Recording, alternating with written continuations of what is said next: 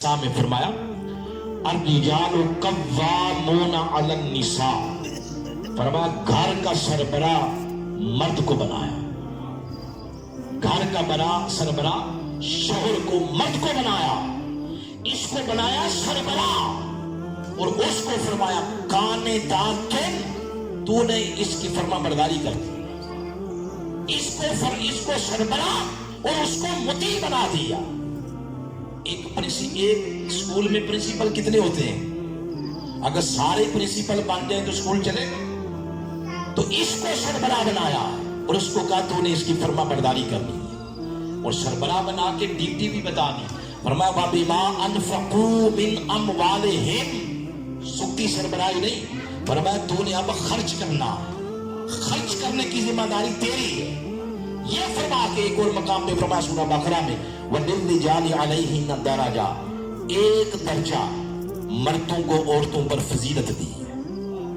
और फिर हुजूर इस्लाम ने फरमाया अय्युमा इमरातिन मातत व ज़ौजुहा अन्हा रादिन, कोई औरत दुनिया से इस हालत में चली गई कि उसका शोहर उससे राजी था, तो फरमाया दाखिलतिल जन्ना, शोहर की रजा की वजह से उस औरत को जन्नत में दाखिल कर दिया गया। यहां तक फरमाया कि नफली इबादत भी औरत को यानी ये बीवी को शोहर की इजाजत के बगैर करने की इजाजत नहीं, नफली इबादत की बात हो रही है। तो ये शोहर का मकाम है, हम तो बयान कर रहे थे औरत का मकाम, अब साथ उसका किरदार सुन ले। तो किरदार में फरमाया फस्सालिहात, एक बीवी का पहला किरदार यह है कि ये नेक होनी चाहिए। दूसरा फरमाया कानितात, ये शोहर की फर्मा बरदारी करे। और तीसरा फरमाया हाफिजातुल लिल गैब, मर्द के शोहर के नस्ब की हिफाजत करे, अपनी इस्मत की पाक दामनी की हिफाजत करे। और मर्द किसी ऐसे को घर में आने दे जिसके घर आने से मर्द का पारा हाई होता है, उसको गुस्सा आता है, अपने घर की हिफाजत करे उसकी अदम मौजूदगी में। मत किसी ऐसे को घर में आने दे जिसके आने से घर का डिसिप्लिन खराब होता है, अपनी इस्मत की हिफाजत करे और घर का माहौल उसको ऐसे मैनेज करे, अपने आप को ऐसे मैनेज करे कि जब शोहर घर में दाखिल हो तो घर के माहौल को देख के और औरत को, बीवी को देख के उसके पूरे दिन की थकावट दूर हो जाए। ये फरमाया है उसकी ख्वाहिशात का एहतराम करे, यहां तक फरमाया है।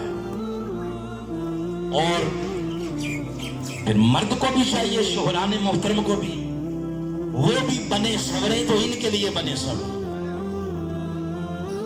इनको देखकर उनके भी पूरे दिन की थकावट दूर हो जाए। ये भी घर में कोई फारग तो नहीं रहती। अगर आप घरों का माहौल देखें तो सबसे पहले बेदार औरत होती है, अल्लाह तौफीक दे तो नमाज पढ़ती, रोजा रखा, कुरान की तिलावत, बच्चों को जगाया, नाश्ता स्कूल, फिर शोहर का नाश्ता, फिर उसके वालिदैन का नाश्ता, फिर घर की सफाई सुथराई, बर्तन, कपड़े, तो पूरा घर मैनेजिंग तो यही करती है ना। तो ये भी दो मीठे बोल उसके लिए बोले।